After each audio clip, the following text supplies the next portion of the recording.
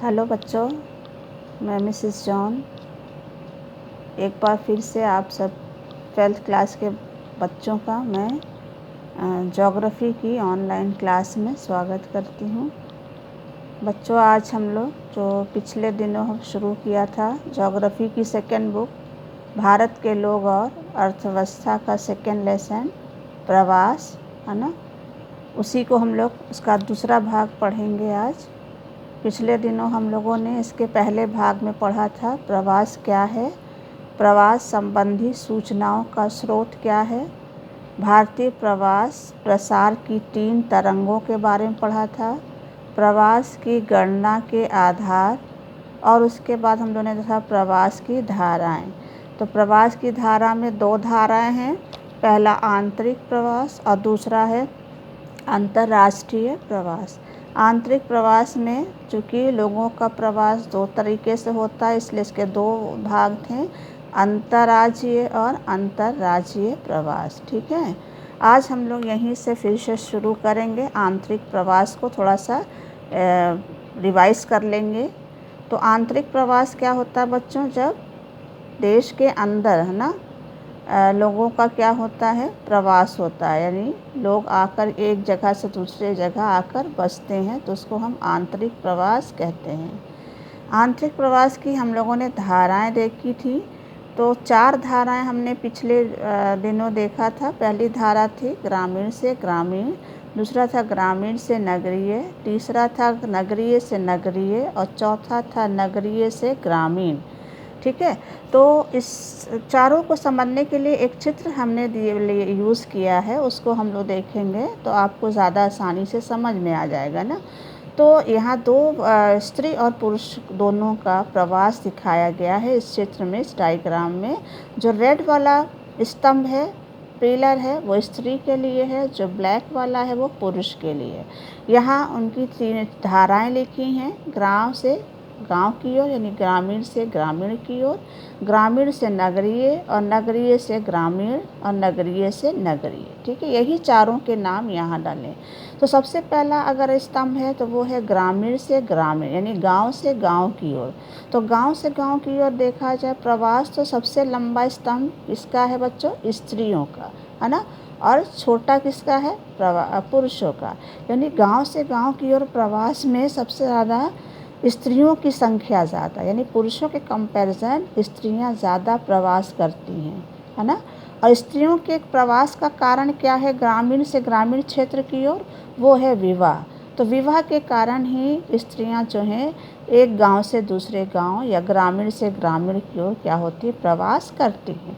वहीं दूसरा स्तंभ अगर हम लोग देखें तो वो है हमारा ग्रामीण से नगर की ओर। तो गांव से नगर की ओर में अगर हम लोग देखा तो पुरुष स्तंभ ज़्यादा बड़ा है और स्त्री स्तंभ जो है वो छोटा है पुरुष के कंपैरिजन। यानी गांव से नगर की ओर पुरुष ज़्यादा क्या करते हैं? प्रवास करते हैं। क्यों करते हैं प्रवास स्त्रियों के कंपैरिजन पुरुष गांव से नगर की ओर?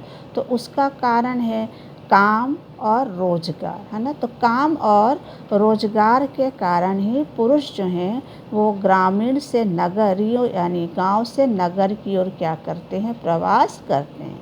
तो गांव से गांव की ओर स्त्रियों का प्रवास ज़्यादा है, तो गांव से नगर की ओर पुरुषों का प्रवास ज़्यादा है। लेकिन अगर बाकी 2 धाराएं देखें तो नगरीय से गांव की ओर यानी नगर से गांव की ओर और नगर से नगर की ओर, तो दोनों में अगर हम देखें तो दोनों में स्त्री पुरुष का जो स्तंभ है उसमें ज़्यादा अंतर नहीं पाया जाता है। तो ये जो 2 हैं हमारी, गांव से गांव और गांव से ग्रामीण से नगर की ओर, ये मेन है जहाँ स्त्री पुरुष सबसे ज़्यादा क्या करते हैं? प्रवास करते हैं। आगे चलते हैं बच्चों, वो है हमारा अब अंतर्राष्ट्रीय प्रवास। यानी प्रवास की जो दूसरी धारा है वो है, पहला हमारा हो गया, दूसरी कौन सी है? अंतर्राष्ट्रीय प्रवास। अब अंतर्राष्ट्रीय प्रवास क्या है वो हम लोग देखेंगे।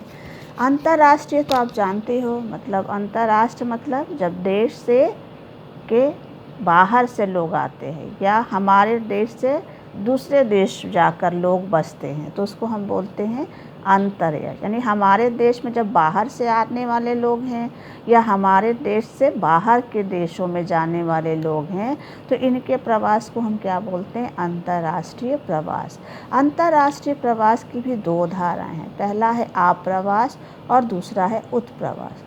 आप्रवास का मतलब आकर बसना, देश के अंदर आकर बसना, और उत्प्रवास का मतलब जाना, है ना, देश से बाहर जाना, है ना। तो आप्रवास सबसे पहले देखेंगे जब भारत में या भारत में अन्य देशों से या हमारे देश में अन्य देशों से, है ना, लोग आकर क्या हो जाते हैं? बस जाते हैं। तो बाहर या अन्य देशों से आकर बसना ही क्या कहलाता है? आप्रवास कहलाता है। यानी जब भारत में अन्य देशों से लोग आकर क्या होते हैं? बसते हैं, तो उसको हम बोलते हैं आप्रवास। हमारे देश में 2011 की जनगणना के अनुसार यानी 2001 के अनुसार भारत में अन्य देशों से जो आए हुए व्यक्ति हैं यानी प्रवासी हैं, उनकी संख्या कितनी है? 50 लाख। 50 लाख व्यक्ति जो हैं भारत में अन्य देशों से आए हैं। कौन से सन में? 2001 में। इस 50 लाख में से 96% जो हैं, 96% जो प्रवासी हैं वो भारत के पड़ोसी देश से आए हैं। कौन से पड़ोसी देश? बांग्लादेश, पाकिस्तान, नेपाल, है ना, और तिब्बत, श्रीलंका, म्यांमार, अफ़गानिस्तान, ईरान, इन सब देशों से भारत में आए हैं। सबसे ज़्यादा जिस देश से भारत में लोग आकर बसे हैं वो है बांग्लादेश। बांग्लादेश से 30 लाख लोग भारत में आकर बसे हैं। उसके बाद पाकिस्तान, जहाँ से 9 लाख लोग आए हैं, और नेपाल, जहाँ से 3 लाख आए हैं। इसके अलावा बच्चों, तिब्बत, श्रीलंका, म्यांमार, अफ़गानिस्तान, ये देश ऐसे हैं जहाँ से 1.6 लाख शरणार्थी जो हैं वो भी इस आप्रवास में क्या हैं? शामिल हैं। तो आप्रवास में भारत में कई देशों से लोग आकर बसे हैं, जिसमें ख़ास तौर से भारत के पड़ोसी देश से आए लोग सबसे मेन हैं। दूसरा धारा कौन सा अंतर्राष्ट्रीय प्रवास का? उत्प्रवास। उत्प्रवास का मतलब है उठ कर जाना, यानी अपने देश से यानी भारत से जब भारत के लोग अन्य देशों में क्या करते हैं? प्रवास करते हैं या जाकर वहाँ बस जाते हैं, तो उसको बोलते हैं उत्प्रवास। ठीक है। भारत से लगभग 2 करोड़ लोग, है ना, 2 करोड़ लोग जो हैं वो कितने देशों में फैले हुए हैं? 110 देशों में। यानी भारत से लगभग 2 करोड़ लोग जो है वो 110 देशों में क्या हैं? फैले हुए।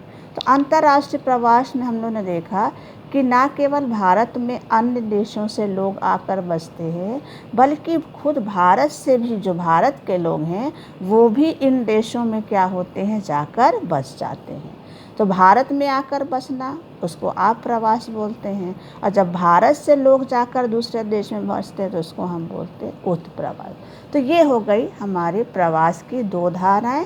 पहली धारा हो गई आंतरिक प्रवास और दूसरी हो गई अंतर्राष्ट्रीय। तो दोनों समझ में आ गया, आंतरिक और अंतर्राष्ट्रीय। चलिए बच्चों, अब आता है हमारे प्रवास का जो दर है उसमें स्थानिक विभिन्नता पाई जाती है। यानी प्रवास में भी क्या पाई जाती है? विभिन्नता पाई जाती है। किसके अनुसार? स्थानों के अनुसार, है ना। भारत में कुछ ऐसे राज्य हैं जो सबसे ज़्यादा भारत के लोगों को अपनी ओर आकर्षित करते हैं। आपको पता है वो कौन से राज्य हैं जो भारत के लोगों को सबसे ज़्यादा अपनी ओर आकर्षित करते हैं? हो सकता है आपको नाम, एक आध नाम तो याद ही होगा, फिर भी चलिए हम बताते हैं कौन से राज्य हैं वो। तो पहला है महाराष्ट्र, दूसरा है दिल्ली, तीसरा है गुजरात, चौथा है हरियाणा। ये 4 राज्य हैं जो भारत के लोगों को अपनी ओर क्या करते हैं? सबसे ज़्यादा आकर्षित करते हैं। कौन से राज्य के लोग भारत के सबसे ज़्यादा इन चारों की ओर आकर्षित होते हैं? तो वो है आपका उत्तर प्रदेश, बिहार। उत्तर प्रदेश और बिहार के लोग जो हैं वो सबसे ज़्यादा इन राज्यों की ओर क्या होते हैं? आकर्षित होते हैं। ठीक है। अब क्यों आकर्षित होते हैं? आप सोचिएगा कि क्यों यूपी और बिहार के लोग महाराष्ट्र, दिल्ली, गुजरात और हरियाणा की ओर आकर्षित होते हैं। तो चले बच्चों, इन चारों में भी महाराष्ट्र, दिल्ली, गुजरात, हरियाणा, इन चारों में भी सबसे ज़्यादा प्रवासी जो भारत के हैं वो महाराष्ट्र में पाए जाते हैं। यानी यहाँ प्रवासियों की संख्या कितनी है? 23 लाख, 23 लाख जो हैं यहाँ प्रवासी पाए जाते हैं। तो सबसे ज़्यादा उत्तर प्रदेश, बिहार के जो प्रवासी हैं वो कहाँ पाए जाते हैं? यहाँ पाए जाते हैं महाराष्ट्र में। महाराष्ट्र के बाद फिर आता है आपका दिल्ली, गुजरात और हरियाणा। ठीक है, ये तो हो गया राज्यों के अनुसार बच्चों। अब चलते हैं सबसे ज़्यादा वो कौन सा राज्य है जहाँ से सबसे ज़्यादा उत्प्रवासियों की संख्या पाई जाती है। ये तो हमने देखा प्रवासियों की संख्या सबसे ज़्यादा कहाँ है, तो महाराष्ट्र में। अब भारत के वो 2 राज्य कौन से हैं जहाँ सबसे ज़्यादा उत्प्रवासियों की संख्या, यानी जहाँ से लोग निकल कर दूसरे राज्य में महाराष्ट्र, दिल्ली जाते हैं, तो वो है आपके 2 राज्य, उत्तर प्रदेश और दूसरा है बिहार। ये भारत के 2 राज्य हैं जहाँ सबसे ज़्यादा उत्प्रवासियों की संख्या पाई। उत्प्रवासी मतलब कि इन दोनों राज्यों से ही सबसे ज़्यादा लोग जो हैं निकल कर कहाँ जाते हैं? महाराष्ट्र, दिल्ली, गुजरात जाते हैं काम के लिए, है ना। तो उत्प्रवासियों की संख्या सबसे ज़्यादा किन राज्यों में है? तो उत्तर प्रदेश और बिहार में। तो ये तो हो गई बच्चों राज्यों में कहाँ प्रवासी ज़्यादा हैं या कहाँ से उत्प्रवासी ज़्यादा हैं। अब चलते नगरों की दृष्टि से अगर हम देखा तो नगरों में भी भिन्नता पाई जाती। तो भारत का सबसे बड़ा जो नगरीय समूह है जहाँ सबसे ज़्यादा प्रवासी पाए जाते हैं वो है आपका मुंबई। तो मुंबई में सबसे ज़्यादा, है ना, क्या पाए जाते हैं? प्रवासी पाए जाते हैं। ठीक है, इनमें अंतर्राज्यीय प्रवास सबसे अधिक है। अंतर्राज्य प्रवास सबसे, अंतर्राज्य का मतलब एक राज्य से दूसरे राज्य की ओर।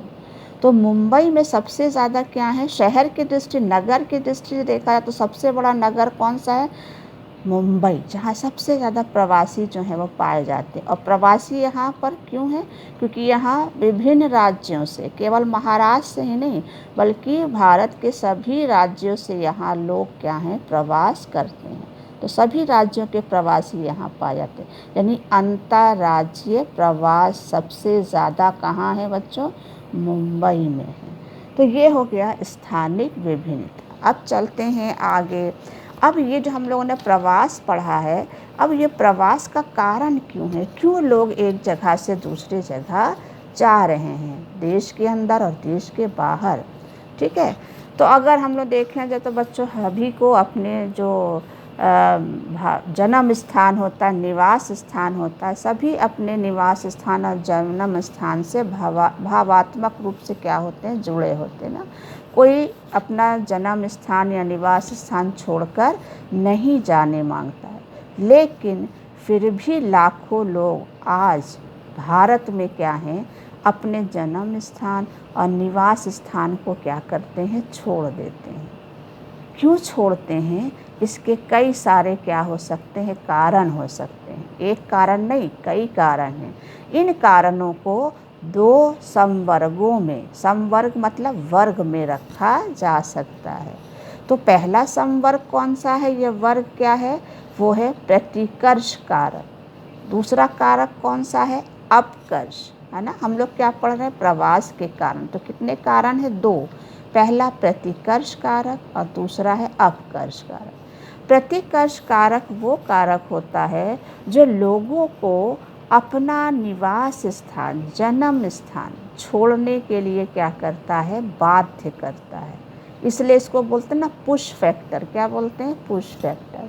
क्योंकि ये लोगों को क्या करता है? अपना जन्म स्थान और निवास स्थान छोड़ने के लिए बाध्य करता, मजबूर करता है। अब वो कौन से कारक हैं जो लोगों को मजबूर करते हैं अपना जन्म स्थान, निवास स्थान छोड़ने के लिए? तो पहला है गरीबी, है ना। दूसरा क्या है? कृषि भूमि पर जनसंख्या का दबाव, है ना। तीसरा क्या है? स्वास्थ्य सेवा और शिक्षा जैसी सुविधाओं की कमी या अभाव। चौथा है प्राकृतिक आपदाएं जैसे बाढ़, सूखा, चक्रवातीय तूफान, भूकंप, सुनामी।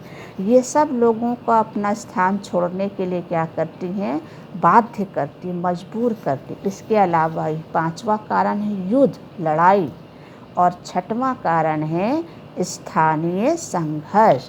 तो ये वो कारक है बच्चों जो लोगों को क्या करते, मजबूर करते हैं, है ना, अपना निवास स्थान या जन्म स्थान छोड़कर दूसरी जगह जाने के लिए। आजकल कुछ ऐसी ही घटनाएं हो रही हैं ना बच्चों, आप देख रहे हो कि भारत में नहीं दुनिया में, है ना, लोग जो हैं अपने स्थान को छोड़कर, है ना, दूसरी जगह जा रहे हैं।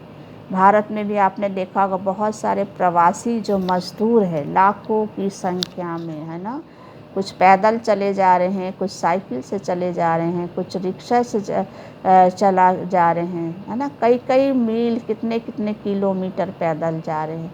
ये प्रवासी मजदूर हैं जो इन राज्यों में काम करने गए हैं। कौन से राज्य में, दिल्ली, हरियाणा, महाराष्ट्र, गुजरात, इन राज्यों से, है ना।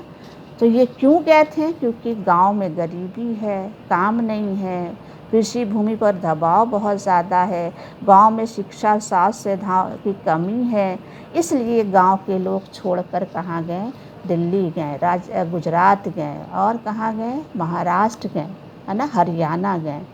ठीक है, तो ये मजबूर वाले कारक है, यानी जो लोगों को अपना स्थान छोड़ने के लिए बाध्य करते हैं। अब दूसरा प्रवास का कारण कौन सा है, अपकर्ष कारक, यानी पुल फैक्टर।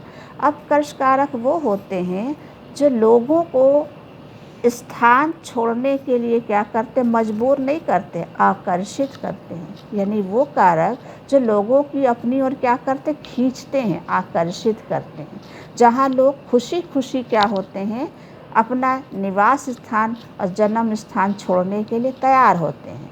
तो कौन से कारक हैं जो लोगों को आकर्षित करते हैं, तो पहला कारक है रोजगार के बेहतर अवसर। जहाँ रोजगार का बेहतर अवसर होता है, लोग अपना जन्म स्थान, निवास स्थान सब छोड़ देते हैं ना। दूसरा कारण कौन सा है, नियमित काम मिलना। नियमित काम मतलब 12 महीना, साल भर काम मिलना, है ना। और तीसरा है ऊंचा वेतन, बढ़िया सैलरी, है ना, वेतन। चौथा है शिक्षा के लिए बेहतर अवसर, है ना, जहाँ बढ़िया पढ़ाई सुविधा हो शिक्षा की। और कहाँ है ये सब सुविधा, बड़े बड़े शहरों में, नगरों में, गांव में ये सब नहीं है, इसलिए गांव के लोग नगर में आते ना। और उसके बाद है बेहतर स्वास्थ्य सुविधाएं, अस्पताल हों, है ना, दवाइयाँ हों, तो जहाँ ये सुविधाएं हैं लोग उधर आकर्षित होते ना। और छठवां है मनोरंजन के स्रोत। तो ये 6 कारण हैं जो अपकर्ष कारक हैं। अपकर्ष कारक क्यों है, क्योंकि ये लोगों को आकर्षित करते हैं, बाध्य नहीं करते, आकर्षित करते हैं। लोग खुशी खुशी अपना स्थान छोड़ने के लिए क्या हो जाते हैं, तैयार हो जाते हैं। तो प्रवास के बच्चों ये 2 कारण हो गए, प्रतिकर्ष, अपकर्ष। प्रतिकर्ष मतलब वे कारक जो लोगों को अपना स्थान छोड़ने के लिए बाध्य करते हैं, और अपकर्ष कारक वो हैं जो लोगों को आकर्षित करते हैं, है ना, बेहतर सुविधाएं देकर, नौकरी देकर, बढ़िया वेतन देकर, स्वास्थ्य सुविधाएं देकर लोगों को अपनी ओर आकर्षित करते। ठीक है, तो ये हो गया बच्चों प्रवास के कारण। चलिए बच्चों आगे चलते हैं। तो अभी हम लोगों ने देखा कि भारत में जो महिला और यानी स्त्री और पुरुष हैं, उनके प्रवास के जो कारण हैं वो भिन्न भिन्न हैं। अभी हम लोगों ने देखा ना, यहाँ हम लोगों ने देखा कि महिलाएं जो प्रवास करती हैं वो विवाह के कारण करती हैं, और पुरुष प्रवास करते नौकरी के कारण, रोजगार के कारण। तो भारत में पुरुषों और महिलाओं यानी स्त्रियों के प्रवास के कारण अलग हैं। उदाहरण के लिए कि भारत में जो 38% पुरुष हैं, है ना, 38% पुरुष जो हैं वो क्यों प्रवास करते हैं, काम और रोजगार के कारण। यानी काम और रोजगार के कारण ही 38% पुरुष जो हैं भारत के वो प्रवास करते हैं, यानी एक स्थान से दूसरे स्थान जाते हैं, एक देश से दूसरे देश जाते हैं। और इसके विपरीत 65% 65% महिलाएं हैं जो विवाह के बाद क्या होती हैं, अपने मायके से बाहर जाती हैं। 65% महिलाएं विवाह के बाद अपने मायके से बाहर जाती हैं। तो पुरुष और महिलाओं का है ना प्रवास का कारण अलग। पुरुष रोजगार के कारण जगह छोड़ते हैं और महिलाएं विवाह हो जाने पर अपना मायका छोड़ती हैं। तो दोनों का कारण अलग है, ठीक है। लेकिन भारत में एक राज्य ऐसा है, वो है मेघालय, जो जो विवाह है ना, विवाह जो कारक है महिलाओं के प्रवास का, उसका एक अपवाद है। क्योंकि मेघालय एक ऐसा राज्य है जहाँ विवाह संबंधी कानून जो है वो भारत के बाकी राज्यों के या गांव में पाए जाने वाले कानूनों से अलग है। क्योंकि भारत में ज़्यादातर जो महिलाएं होती वो विवाह के बाद अपना मायका छोड़ देती हैं, लेकिन मेघालय में महिलाएं विवाह के बाद अपना मायका नहीं छोड़ती हैं, बल्कि पुरुष जो है वो अपना घर छोड़कर महिला यानी पत्नी के घर आकर यानी घर जमाई बनकर रहता है। तो भारत में केवल मेघालय राज्य ऐसा है जहां विवाह वाला कानून जो है वो नहीं चलता है, क्योंकि यहाँ महिलाएं नहीं ससुराल जाती, बल्कि पुरुष जो है वो ससुराल आके शादी के बाद रहता है। तो ये हो गया बच्चों प्रतिकर्ष और अपकर्ष कारक। तो आज हम लोग नहीं पढ़ेंगे, बाकी हम लोग अब पढ़ेंगे प्रवास का परिणाम क्या है, ये हम लोग नेक्स्ट भाग में पढ़ेंगे। यानी इसी लेसन के भाग 3 में हम लोग पढ़ेंगे इस प्रवास का। हम लोगों ने प्रकार पढ़ लिया, कारण पढ़ लिया, अब हम लोग पढ़ेंगे परिणाम। तो ये हम लोग नेक्स्ट भाग में पढ़ेंगे, ठीक है बच्चों। मैं कुछ क्वेश्चंस दे रही हूँ, आप इनको कर लीजिएगा।